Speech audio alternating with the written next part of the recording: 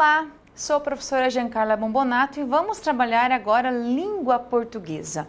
Hoje vamos trabalhar os tópicos bem importantes relacionados a texto, tipologia textual e também discursos direto, indireto e indireto livre. Então, começando com a tipologia textual. Por que é importante eu entender tipologia textual? Qual a importância disso na hora de você fazer uma questão de prova? Quando você tem língua portuguesa, nós temos sempre textos de referência. Então, o que você tem que cuidar? Sempre tem um texto de apoio e a partir dele você tem questões. Geralmente, quando você trabalha com uma prova de língua portuguesa, é importante que você entenda o tipo de texto que você tem em mãos. Você pode ter questões especificamente de tipologia textual e também pode ter uma questão em que esse conhecimento é importante para que você consiga responder aquela questão. Às vezes, uma questão de compreensão, ela pressupõe que você já domine esse conteúdo. Então, ora ele vem como uma questão específica, ora vem como uma parte importante que você tem que conhecer e ter um conhecimento prévio para poder fazer uma questão de compreensão, de coesão, algum tipo de questão. Então, aqui as tipologias mais importantes que eu vou destacar agora, que são aquelas realmente mais cobradas, você tem aqui, ó, narração, descrição, dissertação, que pode ser expositiva ou argumentativa, vou explicar para você a diferença, a injunção, a predição e conversacional. Então, são algumas tipologias importantes. Lógico, o destaque para esse assunto é o texto dissertativo, porque é o mais cobrado nas provas, mas você pode encontrar sim outros tipos de textos. A narração, por exemplo, acontece muitas vezes em textos literários. Então, a literatura, ela faz muito uso da narração, tá? Outra coisa importante, você pode ter um texto dissertativo em que predomina a dissertação, mas aparece, às vezes, num parágrafo, num pedaço, num trecho, a narração, aparece um pedacinho de narração, aparece um pouco de descrição. Então, mesmo que você tenha tipologias diferentes, às vezes um texto pode ter um pouquinho de cada uma delas. Só que sempre tem uma que predomina, uma que aparece mais. Então, tem que saber agora, a intenção é saber assim, qual é a característica essencial de cada uma das tipologias, que eu sei assim, quando eu encontrar isso eu consigo perceber que é uma narração ou que é uma argumentação, como eu percebo isso. Então, me acompanhe agora. Na narração sempre é contar alguma coisa. Você vai contar um fato, contar uma história, contar uma fofoquinha do dia, do fim de semana. Sempre a narração é isso, vai contar alguma coisa. Então, quando você conta um fato, você vai narrar isso, você vai ter que trazer acontecimentos. E esse é o texto narrativo. A base da narração é contar alguma coisa. Pode ser real ou não, pode ser uma coisa que realmente aconteceu ou algo que é fictício, algo inventado, uma história, uma criação, sem problema nenhum. Qual a ideia principal? Tem sempre uma cronologia, uma sequência lógica de fatos, tem um começo, meio, fim, você vai encontrar personagens, um lugar, um ambiente, sempre tem que ter essa ideia bem marcada. E uma característica bem legal de textos narrativos é o emprego dos verbos no pretérito. Então, você vai encontrar muitos verbos no passado, porque você conta algo que já aconteceu. Daí também pode acontecer o presente histórico, tá? Mas daí, Giancarla, qual a diferença entre pretérito e presente histórico, por exemplo? Então, se eu contar para você assim, Joana saiu de sua casa e foi assaltada, tá? Eu contei algo no passado. Agora se eu falo assim, Joana sai de sua casa e é assaltada na manhã de segunda-feira. Então, eu usei verbos no presente, mas estou contando algo realmente que aconteceu. Então, isso é o presente histórico. Pode aparecer sim. Claro que predomina o emprego dos verbos no pretérito. Legal? Fechando a narração, vamos agora para a descrição. O que é descrição? Você vai descrever, o próprio nome já diz. Aqui, o que vai aparecer muito é um detalhamento. Detalhes, características. É isso que vai aparecer muito num texto descritivo. O que acontece muito? Muito emprego de adjetivo, porque o adjetivo, qual a função de um adjetivo? É descrever, dar características, caracterizar alguma coisa. Você pode descrever um ambiente, uma pessoa, qualquer coisa. Tudo pode ser descrito. E você pode fazer tanto física, por exemplo, você vai escrever uma pessoa, a pessoa é alta, tem olhos castanhos e tal, fisicamente ou psicologicamente. É uma pessoa otimista, é alegre, divertida. Então a descrição pode ser física, pode ser psicológica, pode ser uma descrição de um ambiente, de um lugar, de um acontecimento, de alguém, não importa. Pode ser qualquer, sempre quando você vai caracterizar, dar características, você usa a descrição. A descrição geralmente é algo que você não vai encontrar sozinho. Eu trouxe aqui um exemplo. O texto narrativo aqui, ó, só para a gente fechar o narrativo, eu trouxe aqui a ideia do conto como exemplo. Pode ser um conto, um romance, um texto literário como um todo, uma fábula. Então, você vai perceber que no conto você tem personagens, uma ambientação, um contexto. Isso é o texto narrativo. Exemplo de uma descrição, um cardápio. Por exemplo, um cardápio você tem lá quais são os pratos, a descrição é o que vem em cada prato, como ele é organizado, às vezes tem uma imagem. Então, o cardápio é um exemplo de uma descrição, tá? Para você entender essa diferença. Agora, dissertação. A dissertação, aí eu vou dar uma atenção especial aqui, porque é o que você mais vai encontrar nas provas. Claro que o texto dissertativo ele é muito amplo, tá? Assim, é muito mais usado, aparece demais, a gente usa muito mais a dissertação. O que é dissertar? Sempre é falar sobre alguma coisa, tá? Falar sobre. Então, você pode falar sobre um assunto e você vai dissertar, dar explicações, informações, dados, estatísticas. Isso é dissertar. Aí, o que vai acontecer? Nós podemos ter uma dissertação que é 100% expositiva ou informativa, que a ideia é apenas mostrar alguma coisa. Na dissertação expositiva ou informativa, a intenção é apenas apresentar uma informação, ou um dado, uma estatística, um conceito, só isso. Você pode apresentar até um conceito. Por exemplo, um resumo. Você faz um resumo, você vai apenas apresentar um texto de referência. Então, o resumo é um exemplo bem clássico de uma dissertação expositiva, tá? E a ideia é apenas mostrar mesmo. A palavra-chave é apresentar algo. Já na argumentativa, o que você vai ter aqui? Você vai apresentar algo? Vai também. Só que junto com essa apresentação, você vai ter que opinar também. Então, é apresentar, mas opinar, porque a ideia de argumentação é você trazer um ponto de vista, uma tese a ser defendida, algo bem importante em relação à ideia de trazer um texto dissertativo. Para a redação, por exemplo, geralmente as bancas que trabalham na área de tribunais trabalham muito com as questões argumentativas, as redações argumentativas. Que a ideia é ver o seu ponto de vista, se você consegue jogar uma informação e explicar, justificar o seu ponto de vista. Por exemplo, um editorial de um jornal, você vai ter ali a opinião do editorial sobre um assunto, um artigo de opinião vai aparecer aqui. Então, são textos em que você, além de apresentar, também opina. Isso é importante para estabelecer uma diferença entre exposição e argumentação, é a opinião mesmo que faz isso. Aí temos a injunção. Não é um texto assim tão comum de você encontrar, às vezes, numa prova, de forma tão escancarada, mas você pode encontrar a injunção no meio de um texto dissertativo, por exemplo. O que é injunção? É instrução, é um texto instrucional. Então, você vai ter ali instruções de como fazer algo, ordens, como você tem que fazer alguma coisa, e os verbos geralmente aparecem no imperativo. Aqui um exemplo é manual. Manual, por exemplo, você compra um aparelho celular, você vai ter lá o manual de instruções, como ligar, como fazer isso, se tiver algum problema, então você já tem ali um manual que dá as instruções do que você tem que fazer. Essa é a ideia principal da injunção. Então você pode encontrar no meio de um texto a injunção, é mais como encontrar no meio do que um texto somente injuntivo ou instrucional.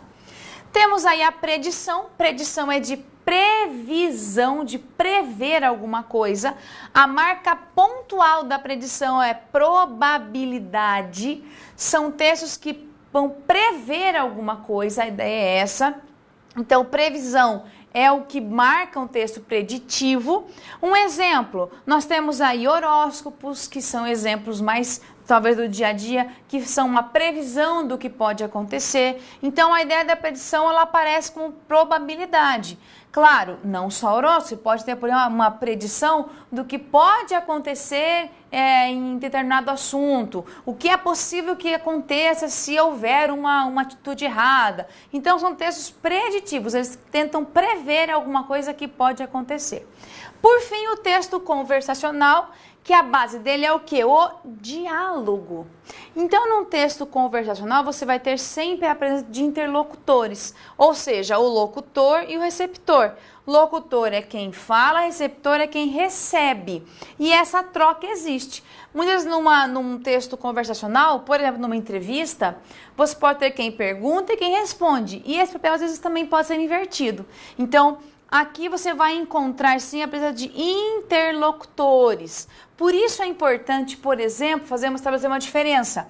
Um texto dissertativo, ele não pode ter marca de interlocução. O que é marca de interlocução? Você não pode conversar com o leitor, colocar lá no texto você, ou dar uma ordem para o seu leitor. Não pode fazer isso numa dissertação, porque a base da interlocução é um texto conversacional. Então, é a diferença que a gente tem em relação a eles. Aqui, fechamos as tipologias textuais.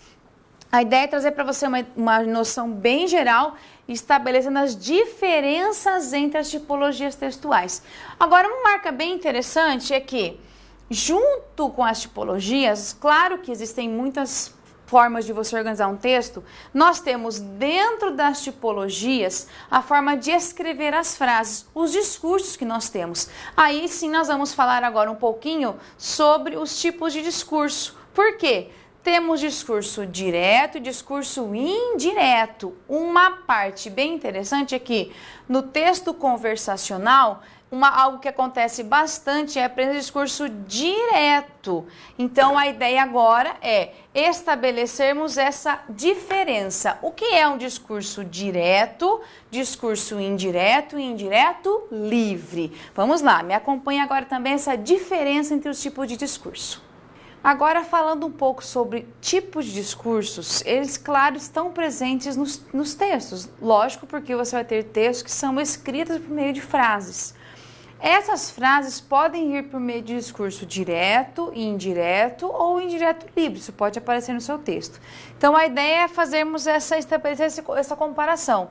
O que é um discurso direto, indireto e indireto livre. Esse aqui não é tão comum e tão cobrado. Pode aparecer, às vezes, numa outra questão. Quando a banca deixar um pouquinho mais difícil o seu texto, a sua questão, ela vai trabalhar um pouco com o indireto livre. Ou quando vem alguns textos literários também pode aparecer esse tipo de discurso. Agora, o mais comum é você ter o direto e o indireto. E, às vezes, algumas questões pedem para você transpor de um para o outro. Mudar do direto para o indireto e vice-versa, tá? Então, a base é entendermos bem especificamente a diferença entre direto e indireto. Então, começando pelo discurso direto. O que é um discurso direto? Aqui você vai ter uma citação fiel da fala de alguém. Então, alguém falou algo, é reproduzido de maneira fiel tudo que a pessoa disse, conforme ela disse. Então, vai aparecer muito aqui nesse tipo de discurso os verbos dicende junto aos sinais de pontuação. O que é isso? Verbos dicende são aqueles verbos que anunciam algo. Falar, dizer, responder. Então, disse isso, 2 pontos. Geralmente, você vai encontrar muita presença do sinal de pontuação para marcar essa diferença. Você vai encontrar, geralmente, um emprego de 2 pontos, porque ele anuncia a fala de alguém. Você pode encontrar emprego de aspas. Você vai encontrar travessões. Então, aqui você vai ter sempre a citação fiel da fala de alguém. Como a pessoa disse alguma coisa e vai ter uma reprodução 100%. Por exemplo, olha o que nós temos aqui. Os cidadãos diziam, dois pontos, aqui dizia um verbo dicende, vai anunciar algo, queremos justiça. Então, você tem aqui a marca das aspas, elas mostram que é a reprodução fiel do que os cidadãos diziam. Então, isso daqui é um discurso direto. Discurso indireto, ou direto, outro exemplo. José disse, dois pontos, aqui o verbo também dicende. Aqui é uma frase que você começa com um travessão. É a fala dele. Minha mãe precisa praticar esportes.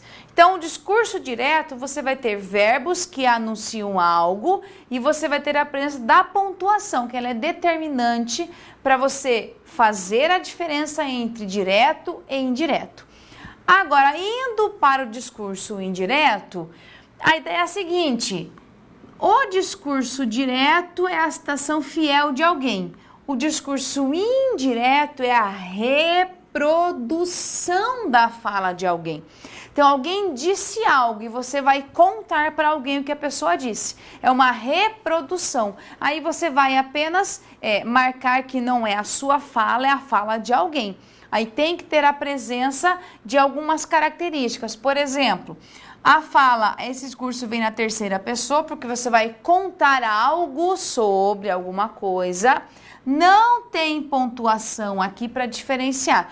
Pode sim aparecer e vai aparecer, por exemplo, os verbos dicende, dizer, responder. E é muito comum, para que você consiga marcar essa diferença, a presença de conjunção integrante.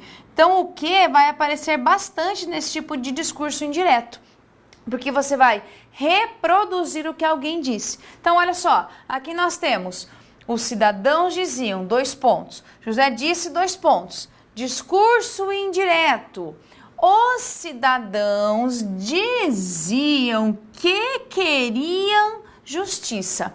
Então, aqui, veja que a ideia é a mesma do discurso direto, eu não posso mudar a ideia, mas agora eu tenho, junto ao verbo, não tem mais sinal de pontuação. Eu introduzi aqui uma conjunção, que é uma CSI, uma conjunção subordinativa integrante, e eu apenas tive que alterar o tempo do verbo, a forma dele, porque eu estou contando o que eles disseram. Aqui, José disse que sua mãe precisa praticar exercícios. Veja que antes José disse, dois pontos, minha mãe. Como ele que disse, ele vai falar, minha mãe. Agora estou contando o que ele disse.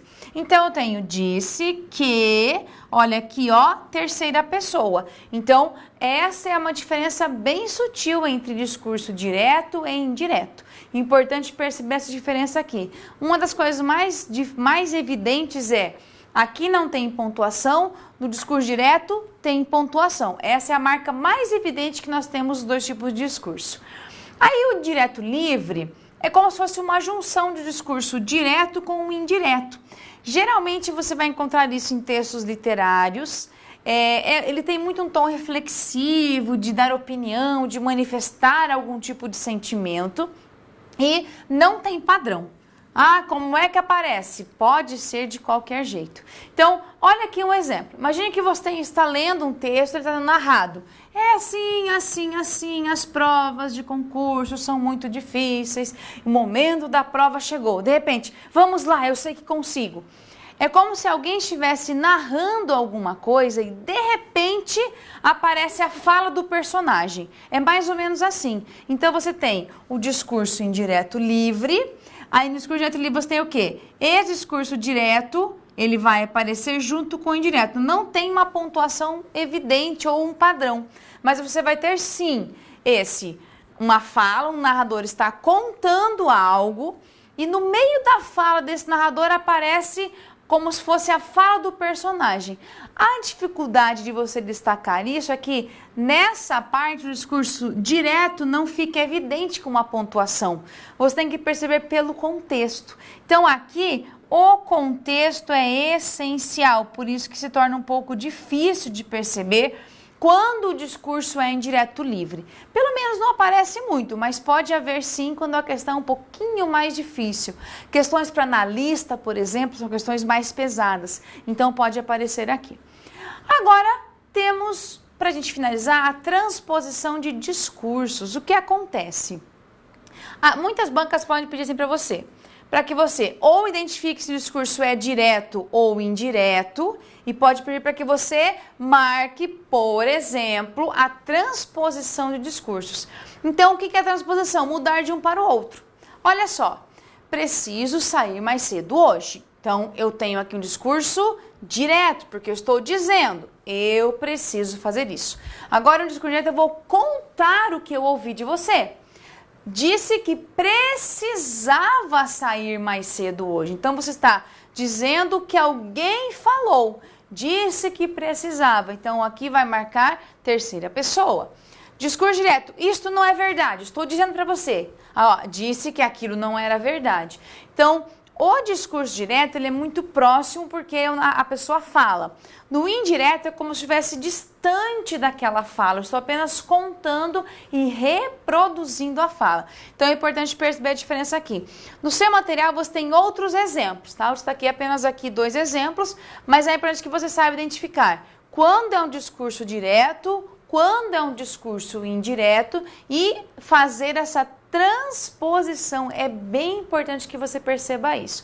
Claro, aqui você faz com a prática, tá? Então você pode ter questões de todos os jeitos. Encontrar uma coisa ou outra e perceber que a diferença básica é sim a presença de uma fala muito mais precisa, direta, e aqui você tem muita presença de verbos com conjunções. Aparece bastante aqui, legal?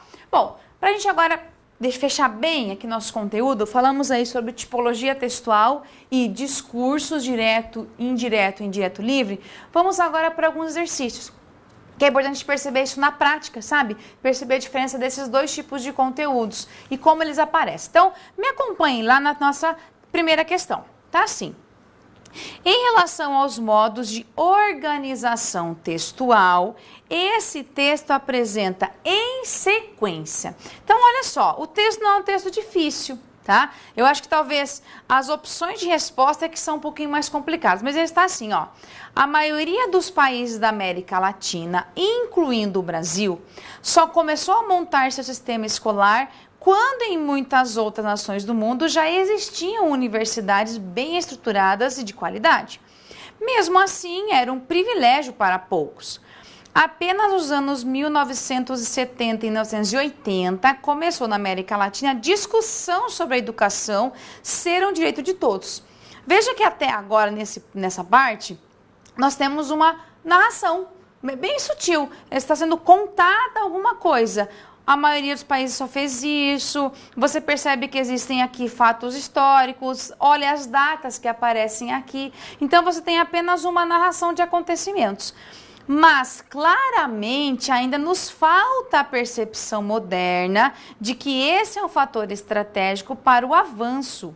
Se buscamos uma sociedade ancorada no conhecimento, tudo, absolutamente tudo, deve se voltar para a escola. Então veja que a partir desse mas claramente, você não tem mais um fato contado, narrado, não tem mais isso. Aqui é a marca de opinião do narrador, da pessoa que escreve o texto, do narrador. Ele está dando uma marca, mas claramente nos falta isso. E ele dá essa ideia. Se buscamos, ele fala tudo, absolutamente tudo. Então você tem a marca de opinião. O que acontece? Qual a resposta adequada para a questão aqui? A letra E. Por quê? Aí o texto, como é que ele se organiza em sequência? Primeiro é uma narração de fatos historicamente situados em formas verbais no pretérito. É isso mesmo que aparece. A argumentação, que é como o texto foi construído, observada nas opiniões emitidas em formas verbais no presente. Perfeitamente, essa aqui é a resposta. Você tem, de um lado, fatos narrados com verbos no pretérito e, de outro, uma marca de opinião marcada com verbos no presente. Por isso, a letra E é perfeitamente a resposta da nossa questão. Próxima questão. Temos aqui uma poesia que é intitulada Dona Doida, da Adélia Prado. E tá assim: na construção do poema predomina. Como assim predomina? O que mais aparece, o que é mais evidente aqui? Predomina o quê? Então nós temos o seguinte, a ideia aqui, eu sugiro que você pare um pouquinho a aula, leia com calma o texto para você perceber isso melhor, mas aparece o seguinte: uma vez quando eu era menina, choveu grosso. com trovada e clarões, exatamente como chove agora.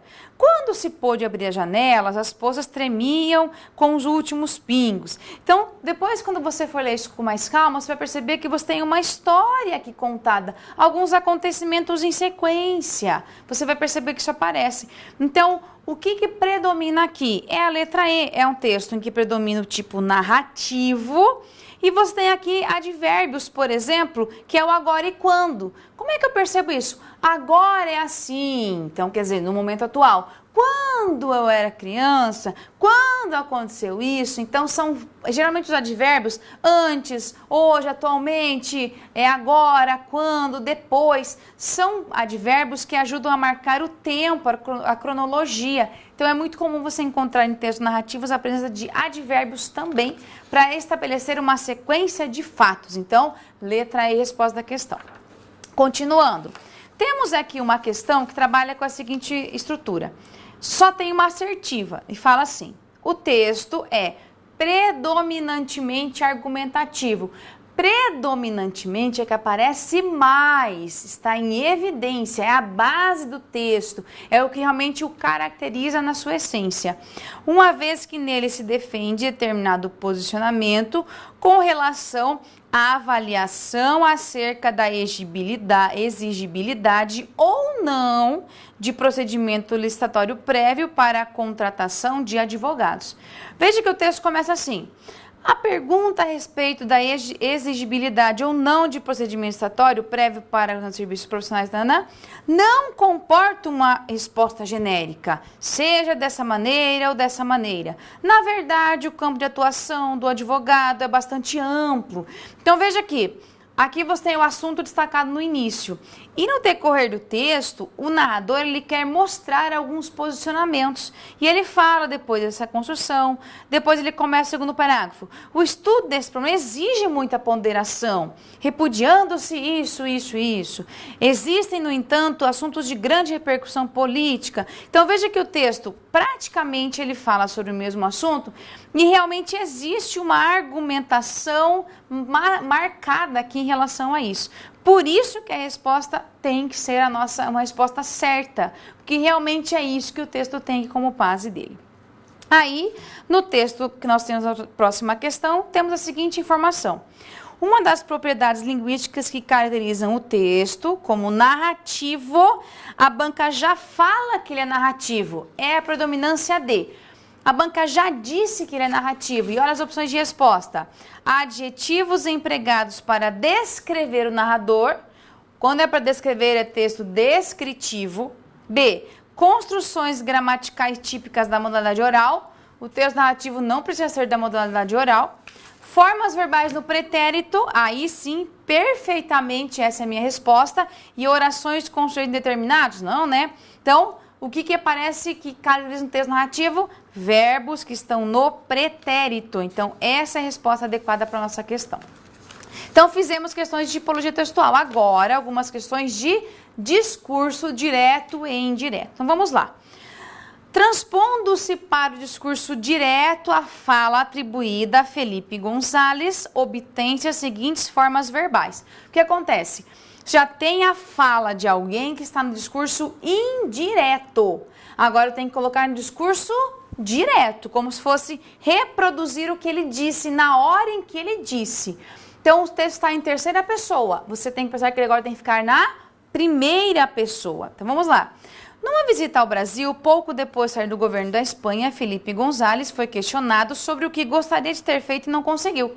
Depois de pensar alguns minutos, disse lamentar que, apesar de avanços importantes em educação, os jovens ainda se formavam e queriam saber o que o Estado faria por eles. Então, aqui o que acontece?